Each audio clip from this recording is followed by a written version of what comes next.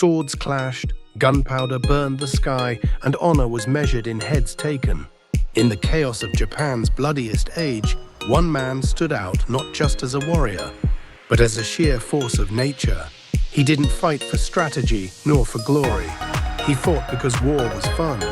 His name, Shimazu Toyohisa. And this is his story. Chapter 1, The Bloodline of Devils, who was Shimazu Toyohisa. Born in 1570 in the heart of Kyushu, Shimazu Toyohisa was the nephew of Shimazu Yoshihisa, the head of the powerful Shimazu clan of Satsuma. Raised in a family known for their ferocity and military genius, Toyohisa was, quite literally, born into a legacy of conquest. The Shimazu family were not your average samurai clan. Known as the Devils of the South, they were feared for their cunning use of tactics like the Churi no, Jina feigned retreat that lured enemies to their doom. But while his uncles plotted, Toyohisa preferred a more hands-on approach to warfare. From an early age, he displayed not only martial skill, but a disturbing enthusiasm for battle. He idolized death in combat and often spoke of dying gloriously. He was said to be reckless, aggressive and wildly courageous, a textbook warrior with the soul of a berserker. But don't mistake madness for incompetence. Toyohisa was no mere brute. He understood tactics, he just didn't like to use them. He believed the ultimate test of a man was blade to blade, heart to heart. Chapter 2. The Demon of Okitanawate, Shimazu Toyohisa in battle. His baptism by fire came during the invasions of Kyushu, but his most famous and final stand was at the Battle of Sekigahara in 1600. But before we dive into his epic last stand, let's talk about a lesser-known but equally jaw-dropping engagement. The Battle of Okitanawate in 1584. Toyohisa, still just a teenager, charged headfirst into battle against the Ryuzoji forces. The Shimazu forces were outnumbered, and the Ryuzoji were confident in their cannons and firearms. But Toyohisa led a vanguard that broke through enemy lines with such ferocity, their morale crumbled before their bodies did. Shimazu Toyohisa, his cousin, noted Toyohisa's unshakable resolve and granted him command of several elite troops. The boy who once chased lizards with a sword was now a battlefield demon commanding men twice his age. Stories spread of how Toyohisa took heads with calm precision, as if harvesting rice. In an age where samurai sought honor, Toyohisa sought the rush. He didn't just want to win, he wanted to feel the battle in his blood. Chapter 3. Sekigahara, the Last Charge.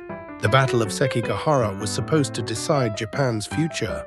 It was the clash between Tokugawa Ieyasu and Ishida, Mitsunaria decisive civil war that would unify the nation under one rule. Toyohisa, now a seasoned and terrifying warrior, was part of the Western Army aligned with the Shimazu faction. And unlike some samurai who hesitated or fled the field, Toyohisa charged straight into the fire. The Shimazu contingent was isolated and surrounded by Tokugawa's forces.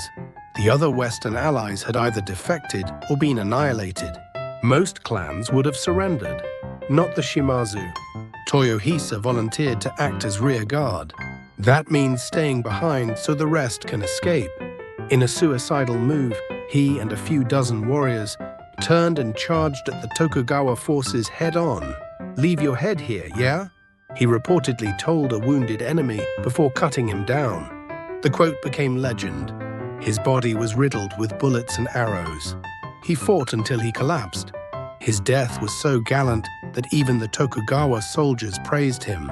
The Shimazu broke through the encirclement and retreated safely. Toyohisa had given his life to buy them time. A warrior's death written in steel and sealed in blood. Chapter 4.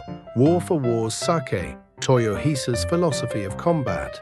While many samurai claim to follow Bushido, the way of the warrior, Toyohisa embodied it in its rawest, most violent form. But even that is too romantic. Toyohisa wasn't about honor. He was about battle. He once said, "A warrior's worth is measured by how he dies." To Toyohisa, the idea of retreat or surrender was disgusting. Not because it was dishonorable, but because it robbed him of the thrill of combat. Unlike tacticians like Tokugawa or Oda, Nobunaga Toyohisa wasn't interested in strategy unless it got him closer to the front line. He saw battlefields not as chessboards, but as arenas, places where one could taste life by standing on the edge of death. He was a man completely and dangerously devoted to the act of fighting. Not winning, not ruling, just fighting. Chapter 5. The Afterlife of a Warrior Legacy and Pop Culture. Toyohisa's death at Sekigahara should have been the end, but instead it became the beginning of legend. In Satsuma, tales of Toyohisa were told for centuries, so he smiled at death. How he welcomed battle like an old friend. For some, he was a hero. For others, a madman. But all agreed on one thing: he was unforgettable. In modern pop culture, Toyohisa's legacy lives on. In the manga Drifters by Kuta Hirano, he is reimagined as a time-traveling warrior pulled into a fantasy world filled with other historical figures. And yes, he's still addicted to battle. He's depicted as a blood-soaked hero who speaks bluntly, fights recklessly, and protects the innocent while reveling in the chaos of combat. It's a fitting tribute to a man who seemed born to die with a sword in his hand.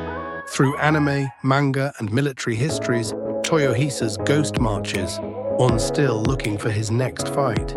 Chapter 6. Madness or Brilliance? Final thoughts. Shimazu Toyohisa is hard to categorize. He was not a great general. He didn't win wars. He didn't even survive his last war. But he did something that most leaders never could be inspired. Not with words, not with speeches, but with raw, unfiltered, relentless action. He reminded everyone of what a samurai could be: brutal, loyal, fearless, and utterly consumed by the love of battle. In a time when Japan was becoming more political, more pragmatic, and more orderly, Toyohisa was a primal scream in the night, a final howl of the warrior spirit before the guns silenced the blades for good. Was he mad? Probably. But in that madness, there was something undeniably brilliant, something heroic even. If you enjoyed this dive into the blood and legend of Shimazu Toyohisa, hit that like button and subscribe for more deep dives into forgotten warriors, legendary duels, and untold tales from history's darkest corners. Let me know in the comments, was Toyohisa a hero or just another madman with a sword? And remember, in a world full of talkers, be a doer. Shimazu Toyohisa sure was.